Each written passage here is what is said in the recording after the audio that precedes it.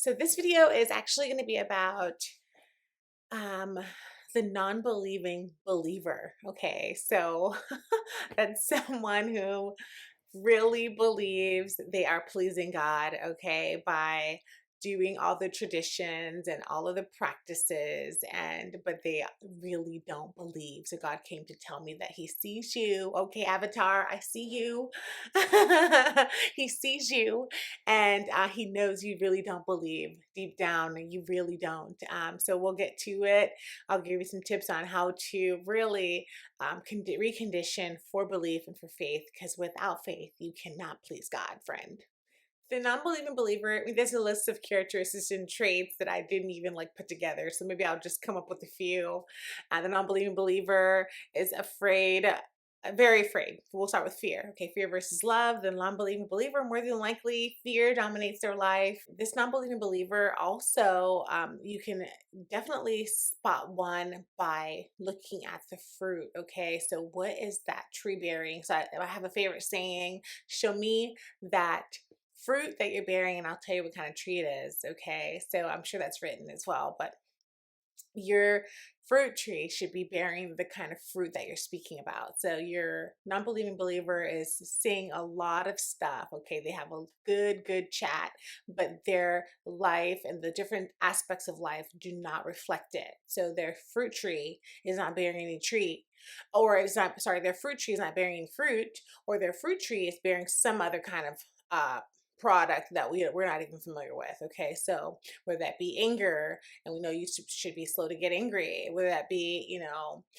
depression, or that be a lack of health and wellness. So there's so many different aspects of life. Financial wellness, right? So financial health, mental health. So those are all aspects of life that, and God promises those things. So a believer would believe the faith to move those mountains when it comes to all aspects of life. So you could spot a non-believer or a non-believing believer by the fruit on the tree. So really important. We talked about the aspects of life that includes love, relationships, financial health, mental health, you name it, social, so many different things, health, and just overall health rather. And so look at your different aspects of life, and that will give you an assessment of, do you really believe? Okay, are you really a believer? And so I know it sounds crazy, because obviously you have some of those trials and tribulations where you have, where you have to overcome, but definitely God promises health, well-being. Is his word is written, and his blessings make it rich, okay, and it brings no sorrow. So he brings abundance.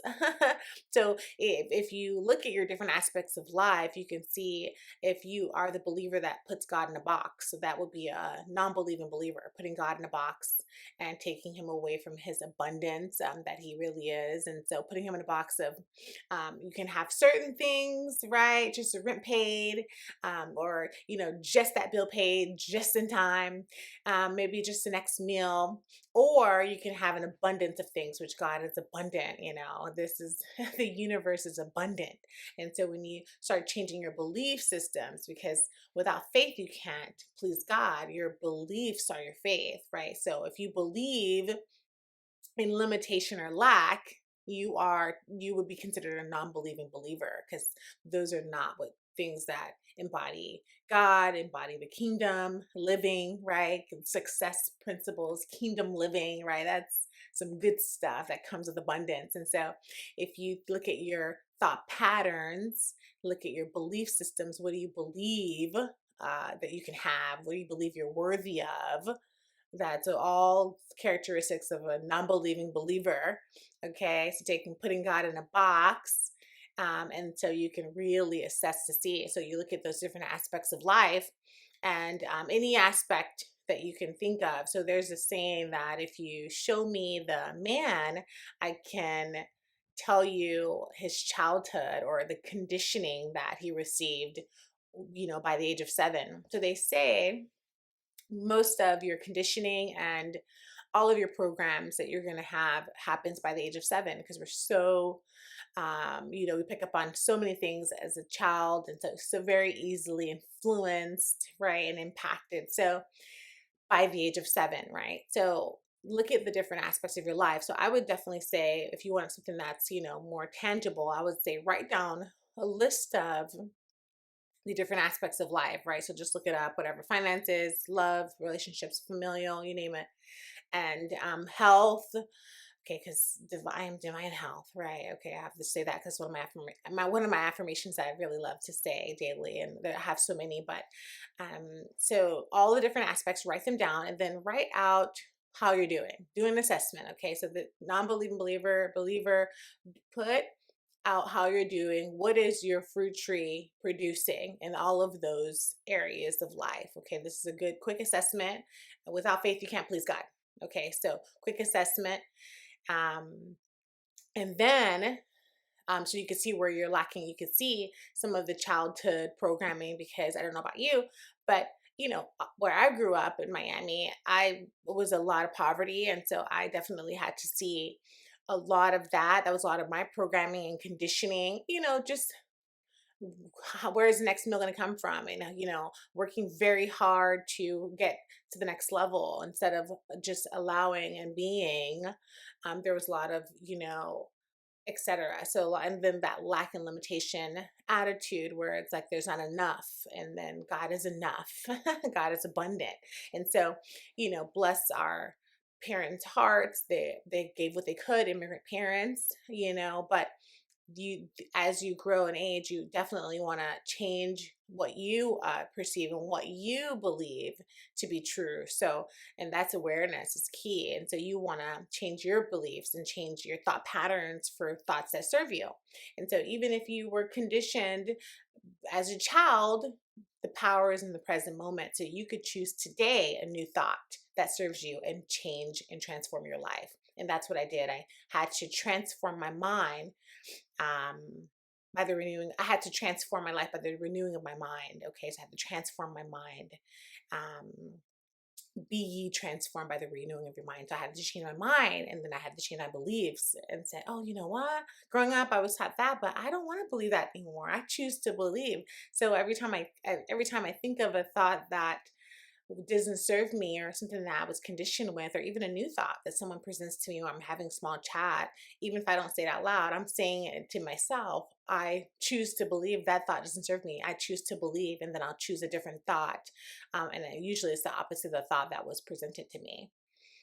So again, I think I talked about this in my other video where I go off on a tangent and I'm like, well, I have to reel myself back in. But yeah, so you put all the list of the aspects of life to see what your fruit trees are bearing. And that can tell you if you're really a believer or not. Okay. And then if you have God in a box, illness box, not well-being, etc.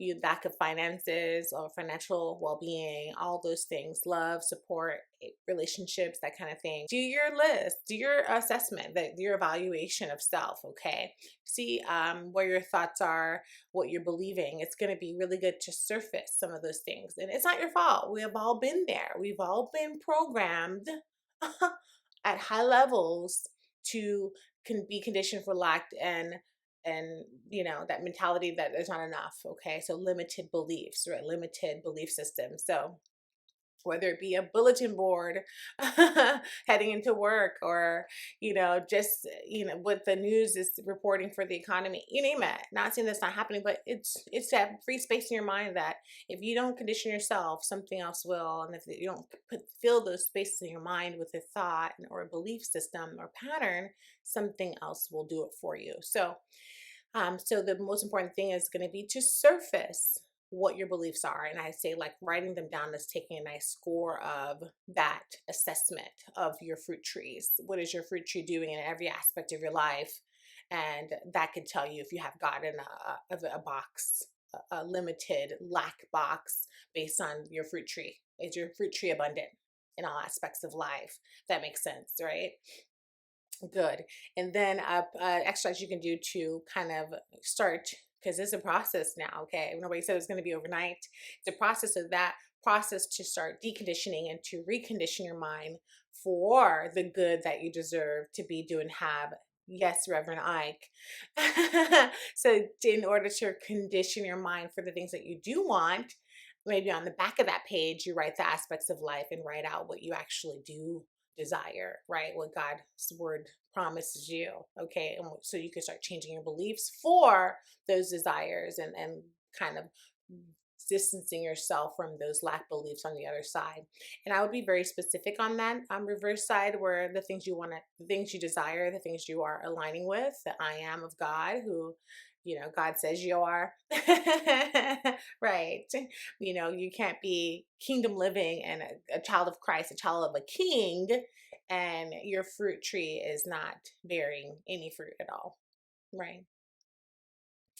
Okay, so that's the back of your page. That's how you can improve some of your deconditioning, and start to decondition rather, and dehypnotize for what you've learned growing up. And not everybody's going to have every aspect that they want to make changes, right? Just see the areas that your fruit tree is not abundant, and that will show you the child, that will show you the conditioning that was probably very strong programming as a child, if that makes sense. So another practice that I like to do when I'm deconditioning and changing my mind and transforming my mind is I just like to have spiritual practice. So you have to make time for spiritual practice. I mean, it's again that limited belief that you have to work hard, and that the rat race, and it keeps you away from that time with God. And so it's going to be key. Seek ye first the kingdom. And I'm not going to tell you that my glow up is because I woke up like this. I woke up like this, and then I went to spiritual practice. I woke up like this, and then I went to the Word. I woke up like this, and I started my affirmations for the day. Okay, and literally, I transformed my look. I transformed my everything, my essence, my being, and that was again through being mindful of my living.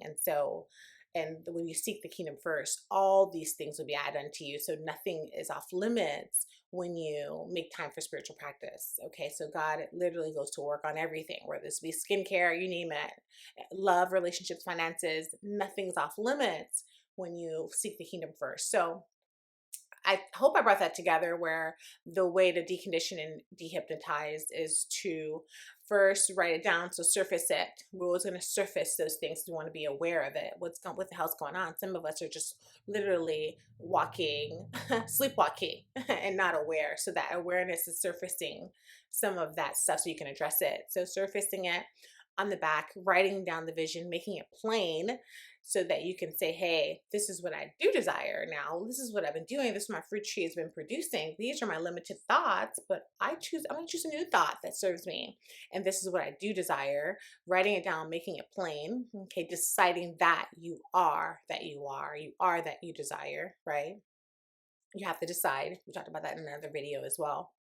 And then some of the other things I do to help to reel it in is I'm on autopilot with around the clock affirmations, reading the word of God, my spiritual practice of meditation, prayer, you name it. So that again, doing that at the start of the day is really good, so that you can take that space in your mind and feel it with positivity, and so that you kind of, you're anchored and you have your, armor on for the day.